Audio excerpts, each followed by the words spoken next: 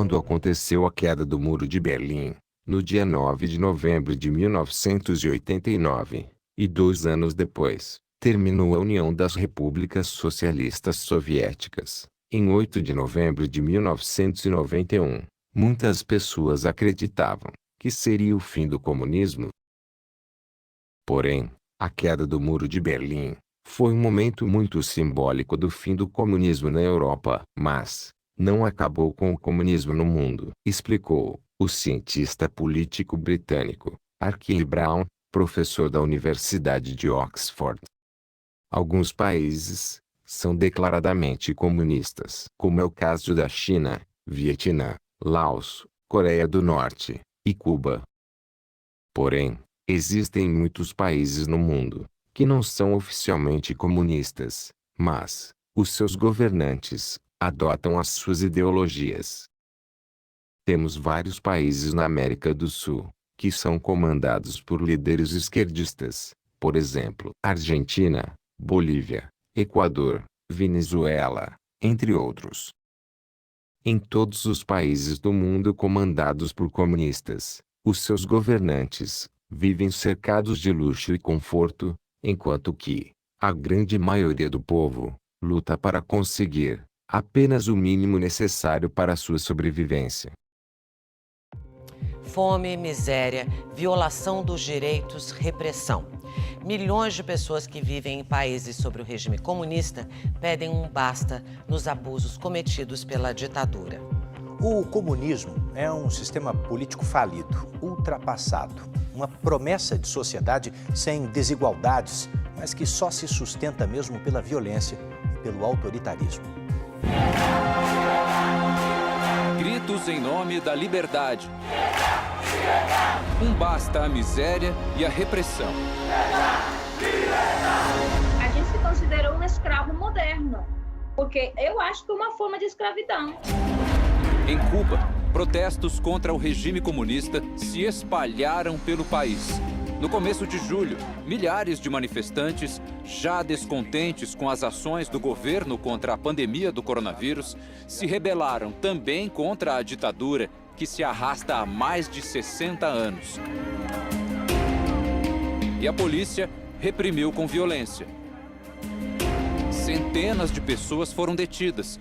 Uma organização dissidente estima que pelo menos 5 morreram. Cuba, ele quer vender para o mundo uma coisa que não é. Protestos contra regimes comunistas se tornaram frequentes nos últimos anos e evidenciam a falência desse tipo de sistema político. Nenhum país deu certo o comunismo. É isso que aqueles que votam no PT e nos partidos esquerdistas querem para o Brasil. O comunismo se estabeleceu no Brasil desde o início da década de 1960, a partir de uma cisão entre o Partido Comunista Brasileiro, PCB, e o Partido Comunista do Brasil, PCdoB. A partir de então, os partidos esquerdistas começaram a criar força, e hoje temos vários deles em ação.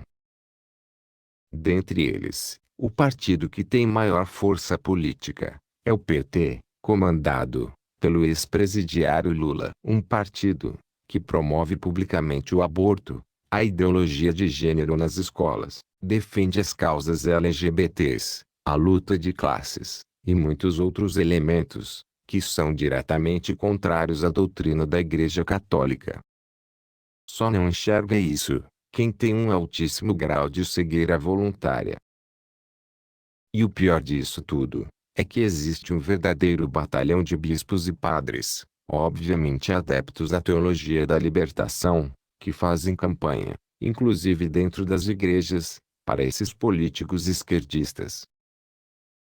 Bispos e padres, que apoiam publicamente partidos políticos que promovem o aborto, estão automaticamente excomungados. É isso que prevê o Código de Direito Canônico vigente. O PT, Partido Trabalhista, começou a ganhar força a partir do momento que começou com a política do pão e circo. A política do pão e circo é uma metáfora para denunciar ou alertar atitudes de governantes que pretendem distrair a população com a distribuição de algum benefício, diversão e alimento ao povo. Porém, o seu principal objetivo é distrair as pessoas dos problemas sociais.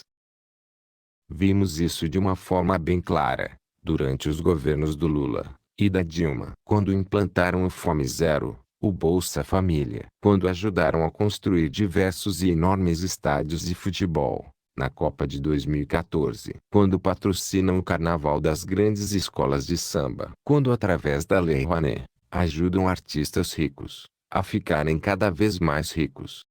Enfim, pão e circo. E tudo isso com o dinheiro dos nossos impostos.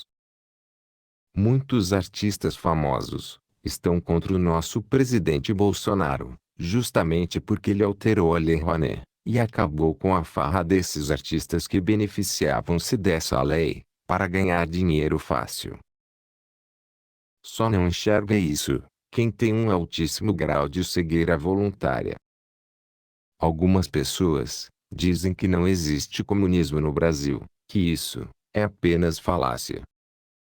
Mas vocês podem observar que as pessoas que falam isso são justamente os esquerdistas, que não cansam de enganar o povo através das suas mentiras. E muitos desavisados deixam-se enganar facilmente, inclusive pessoas com ensino universitário.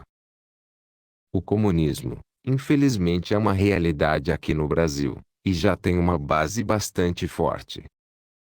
Desde vereadores até ministros, que, ao longo do tempo, foram infiltrando-se nos diversos setores da política em nosso país. Só falta para eles eleger um presidente. Nesse ano de 2022, nós vamos tirar a prova se o povo brasileiro quer a ditadura comunista ou a liberdade democrática. Essa transição presidencial pode se tornar um fato histórico e muito sério, porque, nas profecias da Mãe de Jesus, ela nos alerta para uma revolução sangrenta que acontecerá em nossa pátria. A vossa nação beberá o cálice amargo da dor. Uma grande revolta se espalhará pelo Brasil, e a morte estará presente em muitas praças e ruas. Sofro por aquilo que vem para vós. Eu sou a vossa mãe, escutai o que vos digo. Não vim do céu por brincadeira. Tudo aquilo que aqui vos anunciei vai realizar-se. Estai atentos. Vamos rezar para que essa revolução não aconteça durante a próxima eleição.